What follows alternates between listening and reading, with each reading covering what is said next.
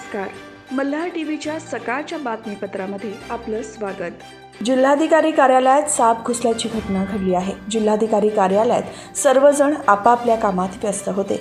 खालच्या मजल्यावर असलेल्या नोंदणी शाखेत येणारे जाणारे याचिकाकर्ते आपली टपाल नोंदवत होती. 12:30च्या सुमारास एक महिला कर्मचारी कक्षातील जमा झालेल्या फायलीची आवरासावर करत असताना तिच्या हाताला स्पंजसारख्या वस्तूचा स्पर्श झाला. नीट निरखून पाहिले असता फायलींच्या आडोशात एक भला मोठा साप लपून बसल्याचे लक्षात आले. सापाला पाहून कर्मचाऱ्यांची धांदल उडाली.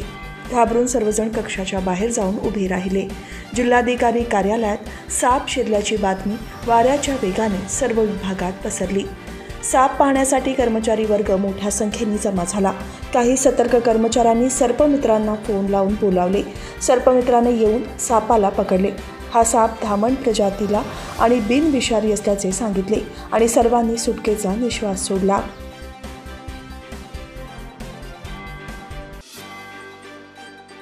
सिडको महामंडळाच्या महागृहनिर्माण योजना जानेवारी 2024 मधील सदनिकांकरिता अर्ज करणाऱ्या अर्जदारांकरिता महाराष्ट्र राज्याचे रहिवासी असल्याबाबतचे अधिवास प्रमाणपत्र सादर करणे अनिवार्य असल्याचे सिडकोतर्फे सांगण्यात आले आहे. सिडकोच्या संकेतस्थळावर प्रकाशित केलेल्या योजनेच्या माहिती पुस्तिकेत अनावधानाने अधिवास प्रमाणपत्र सादर करण्याची आवश्यकता नाही असे टंकलिखित झाले असल्याचे स्पष्ट करण्यात आले आहे. सिडकोतर्फे 26 जानेवारी 2024 रोजी महागृहनिर्माण योजना जाहीर करण्यात आली. या योजनेअंतर्गत एकूण 3,322 सदनिका प्रधानमंत्री आवास योजनेअंतर्गत आर्थिकदृष्ट्या दुर्बल घटक सर्वसाधारण गटातील नागरिकांकरिता द्रोणागिरी आणि तळोजा नोडमध्ये उपलब्ध करून देण्यात आल्या आहेत.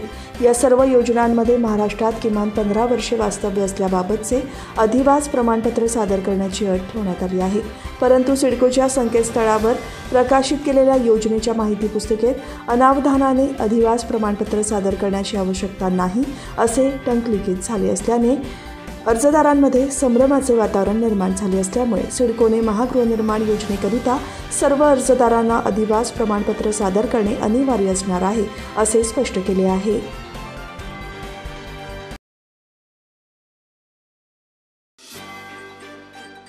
लोकप्रिय पंतप्रधान नरेंद्र मोदी यांच्या नेतृत्वाखाली भारताने घेतलेल्या आंतरराष्ट्रीय भरारी आणि देशाच्या झालेल्या विकासाबद्दल आदर भावना व्यक्त करण्यासाठी भारतीय जनता पक्ष महाराष्ट्र प्रदेश कार्यकारिणीने दिलेल्या निर्देशानुसार संपूर्ण राज्यात नमो चषक स्पर्धा आयोजित करण्यात आली होती.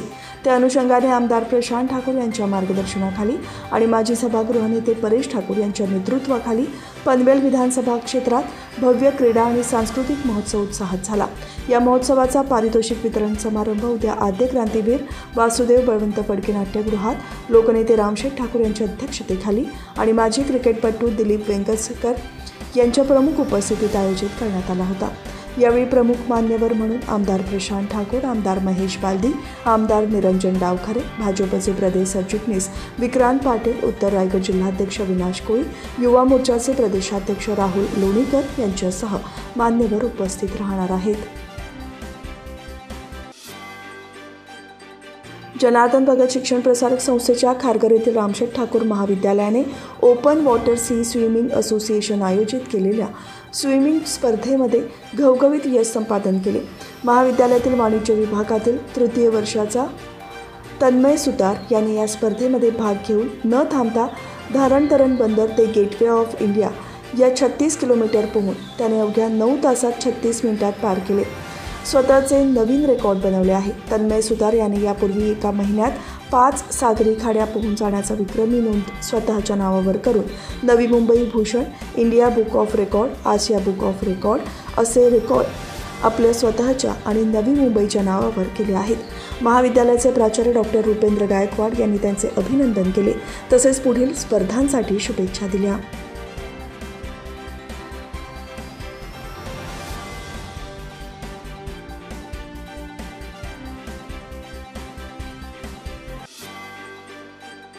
स्थानिक लोकाधिकार समिती RCF थळतर्फे मराठी भाषा गौरव दिनानिमित्त आयोजित कार्यक्रमात सुप्रसिद्ध कवी गीतकार वैभव जोशी यांनी साहित्यिक म्हणून जीवन प्रवास उलगडताना त्यांच्या लोकप्रिय काव्यरचना सादर करून रसिकांना मंत्रमुग्ध केले. सकाळच्या सत्रात RCF कारखान्यात मराठी भाषेसंदर्भात निबंध स्पर्धा आणि शिवव्याख्याते अनिकेत पाटील यांचे शिवचरित्र कथन तसेच गड किल्ल्यांवर व्याख्यान झाले। संध्याकाळी सुप्रसिद्ध मराठी साहित्यिक तसेच लोकप्रिय कवी आणि गीतकार वैभव जोशी यांच्या साहित्यिक अनुभव कथनाचा कार्यक्रम आयोजित करण्यात आला होता। जनसंपर्क अधिकारी संतोष वझे यांनी वैभव जोशी यांची मुलाखत घेऊन त्यांना त्यांच्या साहित्य प्रवासाविषयी बोलते केले। या कार्यक्रमाला अभिनेत्री भारती आचरेकर यांनी लोकाग्रहस्थ घननीळ लढीवाळा गीत सादर केले।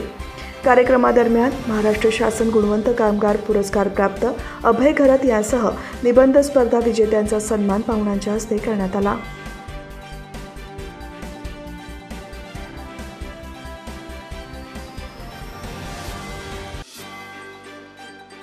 महाराष्ट्र राज्य माध्यमिक आणि उच्च माध्यमिक शिक्षण मंडळातर्फे 10वीची परीक्षा आजपासून 26 मार्चपर्यंत होणार आहे। या परीक्षेसाठी 16,09,445 विद्यार्थ्यांनी नोंदणी केली आहे। परीक्षा सुरक्षित वातावरणात होण्यासाठीच्या उपाययोजना राज्य मंडळाने केल्या असून 271 आहेत। भरारी पथके नेमण्यात आली। उत्तरपत्रिकेची गोपनीयता राहण्यासाठी सहाय्यक परीक्षक बैठे पथक म्हणून परीक्षा केंद्रांवर कार्यरत राहतील। तसेच प्रश्नपत्रिकांची गोपनीयता पाकिटे ताब्यात घेतल्यापासून वितरित करेपर्यंत चित्रीकरण करण्यात येईल। सहाय्यक परिरक्षक यांनी त्यांच्या मोबाईलचे GPS सुरू ठेवणे आवश्यक आहे। राज्य मंडळाच्या भरारी पथकासह जिल्हा स्तरावरही भरारी पथके नियुक्त करण्यात आली आहेत। परीक्षेच्या वेळेनंतर 10 मिनिटे वाढवून देण्यात आली आहेत। परीक्षेच्या कालावधीत विद्यार्थ्यांच्या समुपदेशनासाठी राज्य मंडळ स्तरावर 10 समुपदेशकांची नियुक्ती करण्यात आली आहे।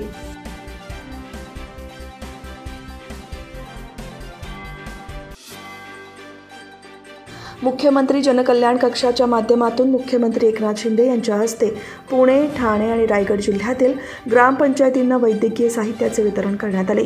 त्याचप्रमाणे रायगड जिल्ह्यातील सावरोली येथील 30 विद्यार्थ्यांसाठी कौशल्य विकासाच्या ऑनलाईन प्रशिक्षणाचा प्रारंभ करण्यात आला। साहित्य वितरण आणि उद्घाटन समारंभाला शालेय शिक्षण मंत्री दीपक केसरकर, आमदार भरत गोगावले उपस्थित होते। तसेच उत्सव मंडळाच्या माध्यमातून किमान 500 ते 600 कुटुंबांना तसेच 10 ते 12 चाळी सोसायट्या यामधील नागरिकांपर्यंत वैद्यकीय साहित्य पोहोचवण्यात येणार आहे। यासाठी मुंबई, ठाणे, रायगड जिल्ह्यातील नोंदणीकृत सार्वजनिक उत्सव मंडळे, कोऑपरेटिव्ह सोसायटी यांना एकूण 291 संच तसेच पुणे, पिंपरी चिंचवड एकूण 79 संच, रायगड जिल्ह्यातील खालापूर आणि बिरवाडी, महाड येथे 12 वैद्यकीय साहित्य संच देण्यात आले।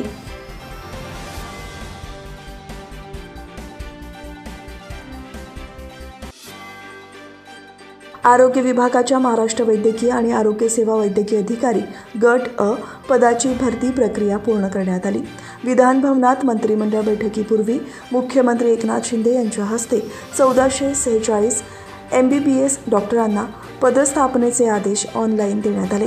यावेळी उपमुख्यमंत्री देवेंद्र फडणवीस, उपमुख्यमंत्री अजित पवार, आरोग्यमंत्री डॉक्टर तानाजी सावंत तसेच मंत्रिमंडळातील सदस्य उपस्थित होते। आरोग्य विभागाने युद्धपातळीवर ही भरती प्रक्रिया यशस्वीपणे राबवली।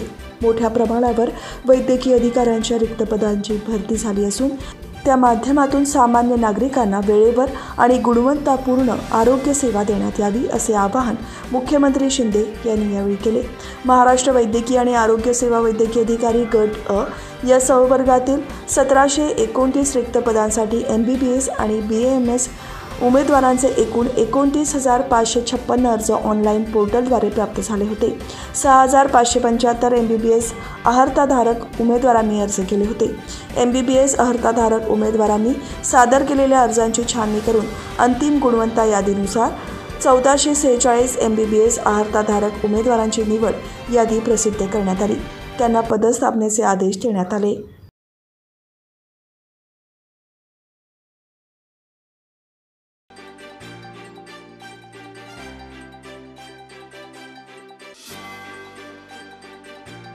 केंद्रीय मंत्रिमंडळाच्या झालेल्या बैठकीत PM सूर्य घर मोफत वीज योजनेला मंजुरी देण्यात आली। या योजनेअंतर्गत 1 कोटी घरांना 300 युनिट मोफत वीज मिळणार असून वर्षाला 15,000 रुपयांची बचत होणार आहे, असे केंद्रीय माहिती आणि प्रसारण मंत्री अनुराग ठाकूर यांनी पत्रकार परिषदेत सांगितले। पंतप्रधान नरेंद्र मोदी यांनी 13 फेब्रुवारीला या योजनेची घोषणा केली होती। यामध्ये प्रत्येक कुटुंबासाठी 2 किलोवॅटपर्यंत रूफ टॉप सोलर प्लांटची किंमत 1,45,000 रुपये असणार आहे. यामध्ये सरकार 78,000 रुपये सबसिडी देणार आहे. या संदर्भात एक राष्ट्रीय पोर्टल सुरू करण्यात आले असून घरमालक त्यावर विक्रेता निवडू शकतील. यासाठी बँकेकडून सुलभ हप्त्यांमध्ये कर्जही उपलब्ध होणार आहे. या वीज योजनेअंतर्गत प्रत्येक गावात मॉडेल सोलर विलेज बनवले जाणार आहे.